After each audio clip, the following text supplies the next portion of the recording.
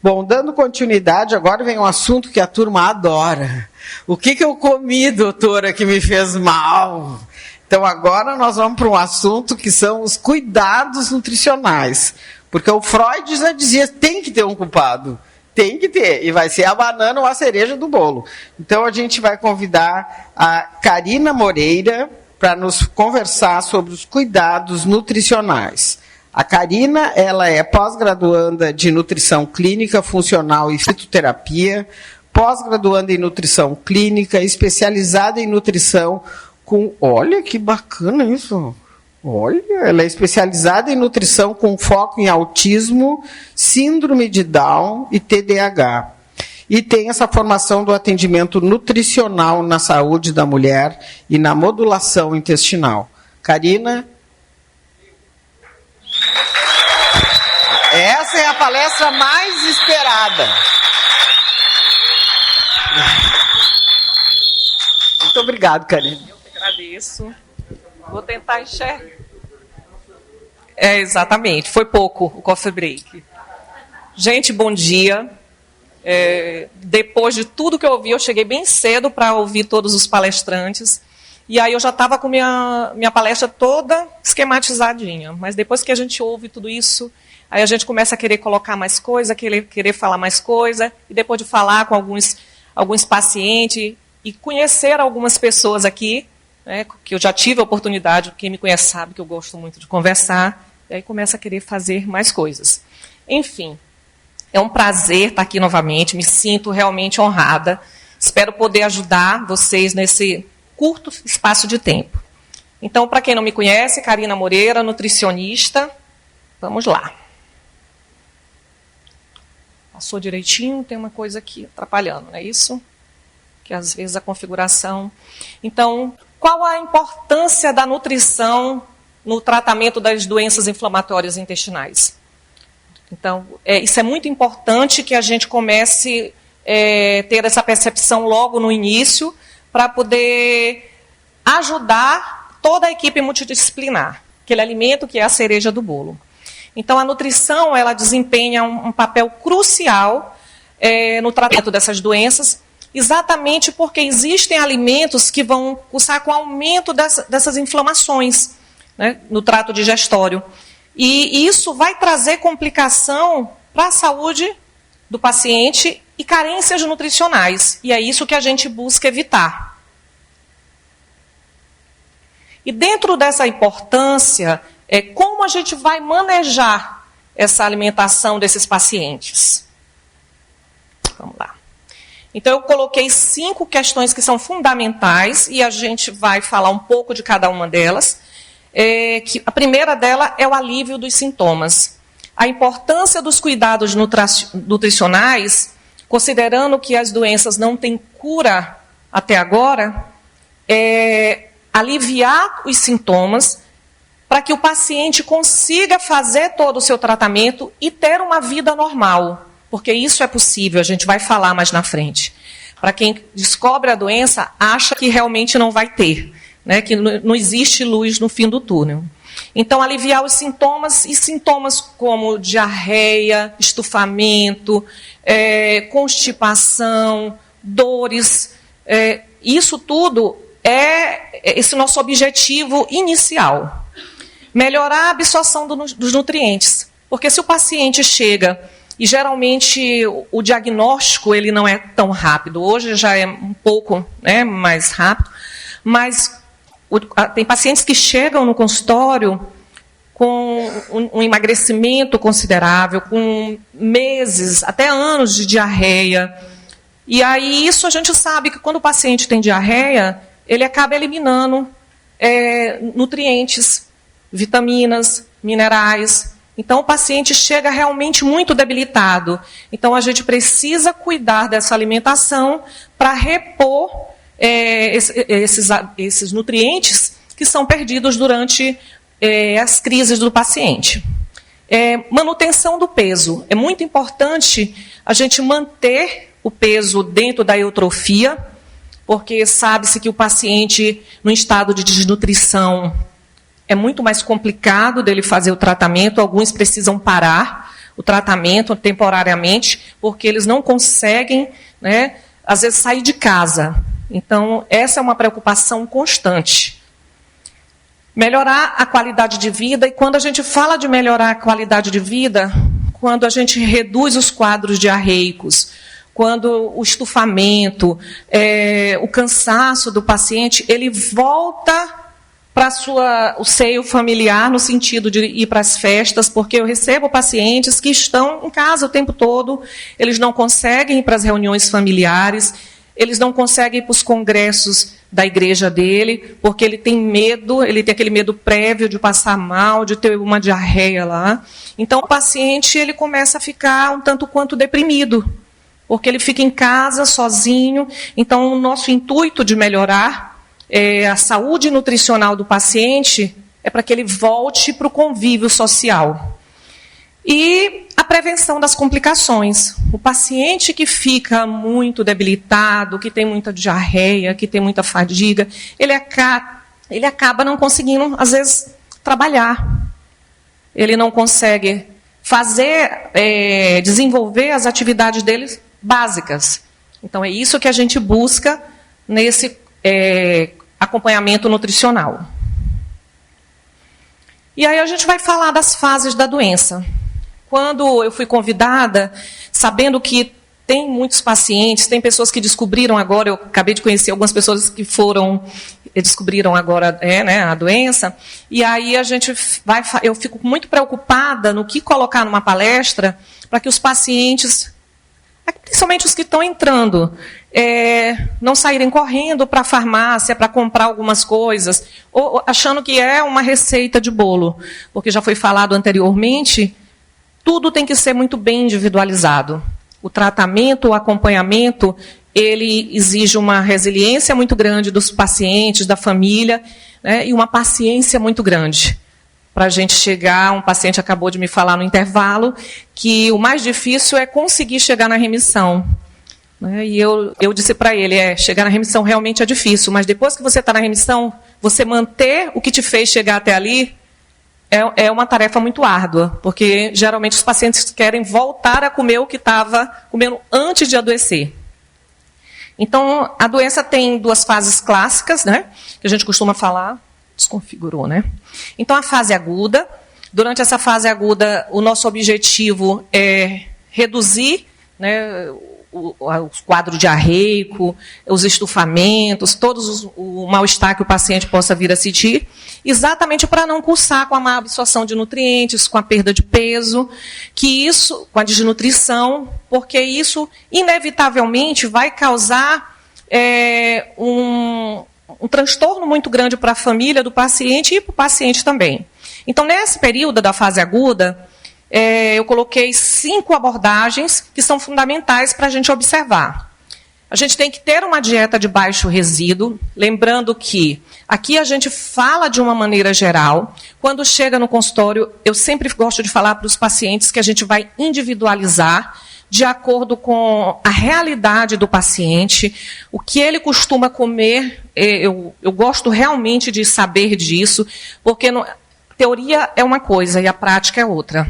Então, existe aquela receita, né, que a gente vê na internet, se a gente colocar na internet, o que é bom para doença de Crohn, aí sai aquelas coisinhas básicas, mas aquele básico pode não ser bom para mim.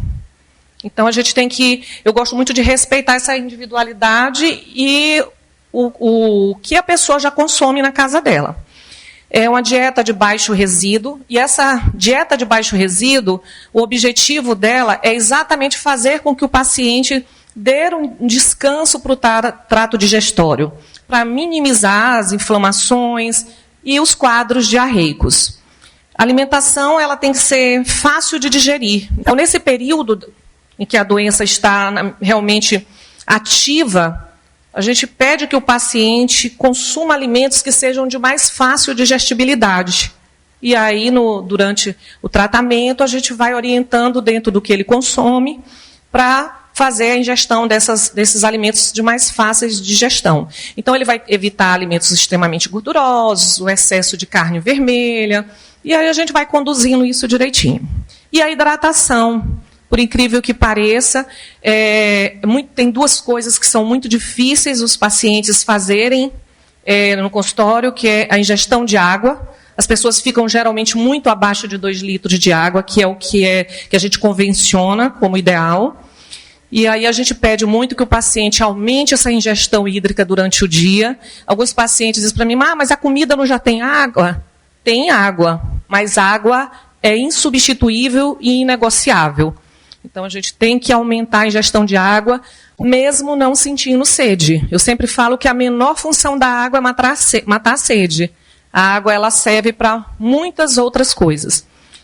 E a suplementação nutricional, que essa suplementação nutricional, ela deve ser individualizada e ela geralmente não é feita inicialmente quando o paciente chega, por isso que eu falo, tem que ter muita paciência, porque primeiro a gente vai organizar a casa, conhecer o paciente, adequar essa alimentação, para só depois de fazer uma avaliação é que a gente vai ver o que precisa ser realmente suplementado. Algumas vezes a gente consegue fazer essas suplementações com a alimentação e outras vezes a gente precisa suplementar mesmo fora da alimentação.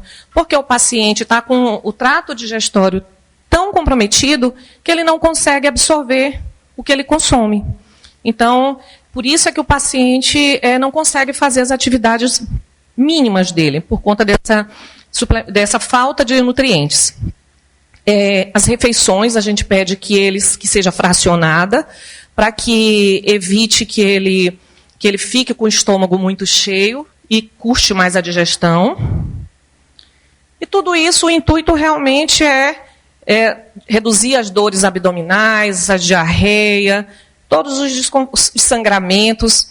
E a gente consegue fazer isso, gente. Eu já tenho pacientes no consultório hoje em dia com uma melhora assim, de 90%. E aí nós vamos para a fase de remissão, a tão sonhada fase de remissão, que é como uma pessoa, a gente estava conversando, é a parte mais difícil. Então é um longo percurso, eu quero chegar na fase de remissão, mas eu não quero passar por todo o processo. Eu gosto sempre de falar para as pessoas que chegam no consultório, que a sensação que eu tenho quando o paciente chega encaminhado, é que ele quer que eu transforme tudo que ele comia antes de descobrir a doença, em algo que ele possa comer agora. Então, assim, se eu comia cachorro-quente, pizza, hambúrguer, que me fazia mal, eu quero que eu transforme, eles querem que eu transforme isso num alimento que não vai causar nenhum desconforto. Infelizmente, eu não tenho esse poder. E aí acaba que a alimentação vai ficando muito monótona, inevitavelmente, porque a gente tem que excluir muita coisa. Inicialmente, a gente vai na tentativa e erro e vai tirando muita coisa, e quando o paciente vê, ele diz, olha, eu vou comer o quê? É exatamente isso. E aí a gente tem que usar muita criatividade. Mas como eu gosto muito de cozinhar, a gente chega a um consenso e vai ajudando sim. Então, na fase de remissão, o que a gente quer é exatamente isso. Uma melhora significativa de todos os sintomas que a gente já falou, da diarreia, do estufamento. Então, é muito importante do sangramento, melhorar a disposição do paciente, que realmente eu tenho pacientes que não fazem atividade física porque eles não têm ânimo para sair de casa. E eu super entendo, porque quem está deficiente de vitaminas e minerais, independente do tipo de patologia, ele realmente não tem coragem de sair de casa, não tem ânimo. E aí a gente vai com essa abordagem da fase, que é qual é o nosso objetivo ao chegar nessa remissão. Ter uma dieta balanceada. Os pacientes, durante todo o período de tratamento, o que eles mais querem é entrar em remissão para alguns. Eles me relatam, eu falo muito para vocês aqui do que eu vivencio no consultório. Eu vou poder voltar a comer tal coisa. Eu vou comer de vez em quando tal coisa. Então, a gente sempre orienta. Você tem que... O seu parâmetro tem que ser você ontem. Então, existe um paciente antes da descoberta da doença e uma pessoa depois. E esse depois, ele não precisa ser uma pessoa infeliz, uma pessoa com uma alimentação ruim, uma alimentação não gostosa. Ele não precisa ser assim. Mas até o paciente entender né, e fazer essas modificações, a gente sabe realmente que não é fácil. Então, fazer essa alimentação para a vida, fazer essa modificação para a vida e uma alimentação que seja gostosa e que seja viável financeiramente. Eu sempre falo que um dos maiores problemas é que a pessoa segue uma coisa durante um tempo, depois ela não consegue manter. Porque não é gostoso, por questões financeiras. Então, eu priorizo muito isso. Não adianta a gente fazer uma coisa linda, maravilhosa, que o paciente consiga seguir por 2 meses e depois ele não consiga mais. Eu acho que é muito importante a gente voltar às nossas raízes. Eu acho que hoje está se gourmetizando muito a alimentação. E esse é um grande problema. Ninguém quer mais comer o simples. Ninguém quer mais comer desde o básico, né? Ninguém quer mais fazer os alimentos com... Vamos supor, uma vinagreira. Eu quero uma outra folha que já é mais cara. Então, assim, está perdendo muito essa questão do alimento regional. Tá? Então, a gente tem que voltar realmente às nossas raízes, às nossas origens, e buscar o simples, porque o simples funciona. O monitoramento da tolerância alimentar, o paciente, com o passar do tempo, ele tem que começar... Quando a gente voltar a reintroduzir, ou quando ele voltar, quando ele tiver essa autonomia, porque realmente foi dito aqui, quando o paciente se apodera desse conhecimento e depois ele começa a seguir sozinho, o intuito da gente, ele consiga identificar o que faz bem e o que faz mal. Eu sempre falo para ele, não vai de repente chegar e comer 10 coisas diferentes no mesmo dia, porque se você tiver um desconforto, você não sabe o que foi que te fez mal.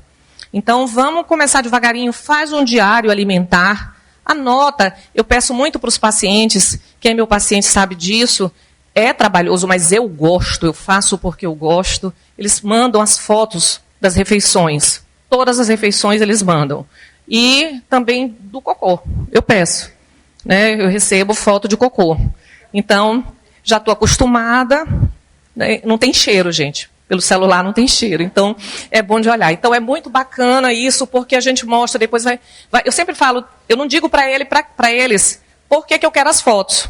Quando ele vem para o consultório, eu digo para ele, vou mostrar para ele a foto, a impressão que ele tem é que aquilo não é dele. Ele faz aquilo tão normalmente que ele não percebe o que está faltando ali. Aí a gente vai colocando as coisas. A suplementação nutricional. Ela é fundamental.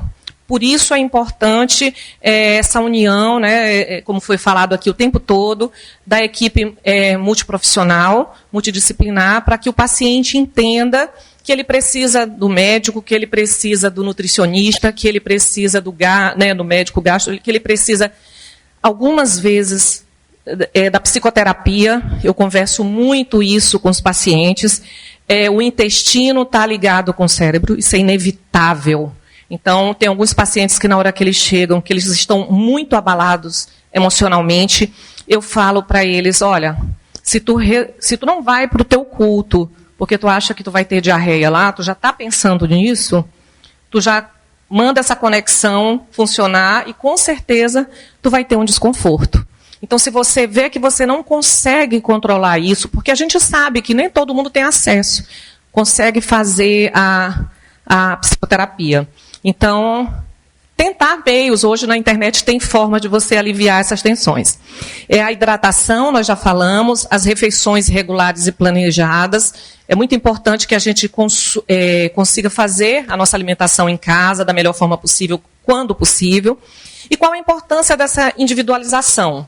Dar uma passada mais rápida. Então, quando o paciente chega, é muito importante a gente fazer essa avaliação geral, conhecer o paciente, a elaboração de um plano individualizado, um monitoramento contínuo e a educação nutricional. Por isso é que leva tempo. Isso tudo é para aliviar os sintomas, né, para que o paciente consiga chegar a um momento que ele vai saber escolher o que comer. E a terapia nutricional, ela é fundamental. Eu sempre gosto de falar que existe a medicação, o paciente não pode ficar sem essa medicação, mas se ele usar só a medicação e continuar se alimentando de forma incorreta, ele não vai ter sucesso. E aqui eu vou falar rapidamente sobre a quantidade. A gente precisa quantificar tudo isso. Isso não é feito de modo aleatório. Quando o paciente está muito desnutrido, tem uma quantidade específica de proteínas, de 1,5 gramas por quilo de peso. Isso para recuperar a saúde do paciente, porque o paciente desnutrido ele não consegue dar continuidade no tratamento. E durante as fases do tratamento, a gente vai dosando essa questão dos carboidratos, dos laticínios, sendo tanto na fase aguda quanto na fase de remissão. Isso a gente vai fazendo sim no consultório, para que ele não retome aos antigos desconfortos. E a gente tem que tomar muito cuidado com e ter esse traquejo na questão da dieta antifermentativa. Tem muitos alimentos que causam esse desconforto intestinal. E é tão absurdo a dor que a pessoa não acredita que aquele determinado alimento possa estar fazendo mal. Então, assim, eu sofro quando eu tenho que dizer para um paciente, por exemplo, fazer a comida dele toda 100% sem alho e cebola. Porque comida sem alho e cebola, a gente pensa logo assim, ai, horrível. Então, é uma das primeiras coisas que eu faço. E aí o paciente tem muita resistência. Por quê? Porque eles causam essa flatulência, eles causam essa fermentação, essas dores abdominais terríveis. Então, a gente vai fazendo tudo isso ao longo do tempo e vai orientando o que ele deve comer para minimizar essa sintomatologia. E aqui sobre a suplementação. Nós estamos quase fechando sobre a suplementação. Lembrando, gente, eu coloco essa suplementação aqui, mas ninguém pode sair daqui e passar correndo na farmácia comprando essas suplementações. É só para dizer que elas existem, mas elas precisam ser individualizadas em consultório, elas precisam ser também feitas com o aval do médico de cada um, tá? Porque tem muita coisa de farmácia que tem muito corante, muito conservante, lactose, e que ao invés de ajudar vai piorar. Tá? Aquelas cápsulas que a gente compra, às vezes, na farmácia, tem tanto corante dentro dela, e para que a gente já tenha o trato digestório tão sensibilizado, apenas uma cápsula já serve para fazer um estrago. Então, a glutamina, que ela alimenta os enterócitos, isso é importante, por isso o tratamento nutricional é longo, isso é uma coisa que a gente precisa dizer. O ômega, que ajuda no processo anti-inflamatório, e é uma coisa que eu bato muito, geralmente eu chego... O paciente custa muito aderir vir ao consultório. Quando ele vem, ele já vem com uma rinca de suplementos que ele comprou na farmácia, porque alguém falou que era bom, porque ele viu na rede social. Hoje a rede social é maravilhosa, mas ela causa um estrago muito grande. Então, assim, eu sempre falo para ele, tem que ser um produto de excelente qualidade, patenteado, porque senão vai causar uma piora significativa, inclusive da diarreia. Os probióticos que devem ser colocados em determinados períodos, porque se você colocar ele na fase, vamos dizer, aguda, isso pode piorar a sintomatologia. E todos os outros micronutrientes, vitaminas e minerais, como vitamina D, o ferro, né, o zinco. O paciente com deficiência, com ferritina baixa, ele tem uma fadiga absurda, ele tem um cansaço extremo. Vitamina D está muito ligada à imunidade, o zinco está muito ligado à barreira intestinal, e a gente precisa tratar essa barreira intestinal. Gente, eu estou correndo porque o meu tempo já esgotou. Cálcio. Então, o paciente que tem muita diarreia, que tem deficiência de vitaminas e minerais, ele acaba cursando com complicações ósseas. Então, a gente tem que pensar nisso, porque tem muita gente jovem, né? Se a gente tivesse mais tempo, a gente ia falar disso. Muita criança sendo diagnosticada, e aí vem uma história lá atrás, né, de como é que é a vida dessa mãe. A gente tem que cuidar do futuro bebê, antes da mãe engravidar. Os probióticos eu já falei. Para fechar, oficialmente, as dicas de ouro, já que a gente está nas Olimpíadas. Manter refeições fracionadas, mastigar bem. A digestão, ela começa na boca, não é no estômago. Então, é muito importante, parece uma coisa boba de criança, mas comecem a comer com atenção plena. Mastigar, não precisa contar, mas mastigar o máximo possível. Comer num ambiente tranquilo, sempre que possível. Ler rótulos, gente. Tudo que vocês forem comprar para a casa de vocês, independente de ter a doença ou não, observem a rotulagem. a lista de ingredientes, ela vem em ordem decrescente do maior para o menor. Tudo que tem primeiro é o que tem mais naquele produto. Então, às vezes, você vai comprar um produto, por exemplo, um molho de tomate, o primeiro ingrediente é açúcar, o segundo água, o terceiro tomate. Então, o tomate ali é só para aromatizar. Coisa simples assim que a gente tem que ver. A higienização dos alimentos, muito cuidado com alimento de rua, alimentação balanceada, hidratação a gente já falou, evitar alimentos com cafeína, bebidas alcoólicas, a lactose, que a gente vai individualizando, porque dependendo do paciente, uns têm mais sensibilidade ou não. E o que eu quero dizer para vocês é que tudo começa e termina no intestino. Então, quando a gente cuida do intestino, e ele dá sinais, e ele dá sinais sempre. Quando a gente está nervoso, dá vontade de ir ao banheiro, né? Quando a gente conhece um paquera, né? O intestino também. Então, tudo ele dá sinal. Então, observem o intestino de vocês, cuidem do intestino de vocês. Eu espero que essa palestra possa ter dado assim, um gostinho do que é a nutrição. Muitos já conhecem, já viram. Tá? Então, eu agradeço. E está aqui a rede social. E eu acho que a alimentação ela vai além da comida. A gente tem que cuidar da cabeça, do corpo, para que a gente consiga ter saúde plena. Obrigada. Vou falar uma coisa.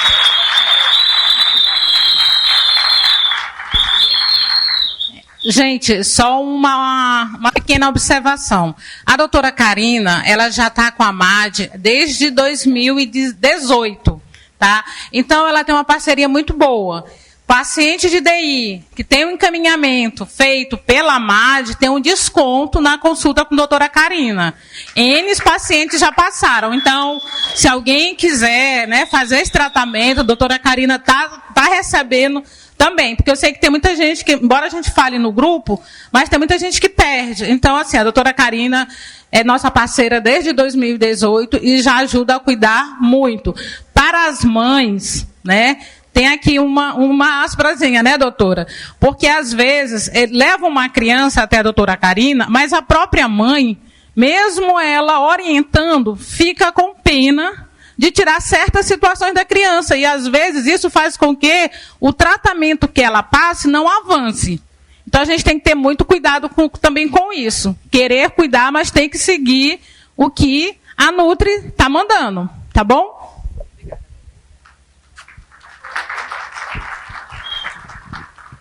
Obrigado, Sandra. Muito obrigado, Karina.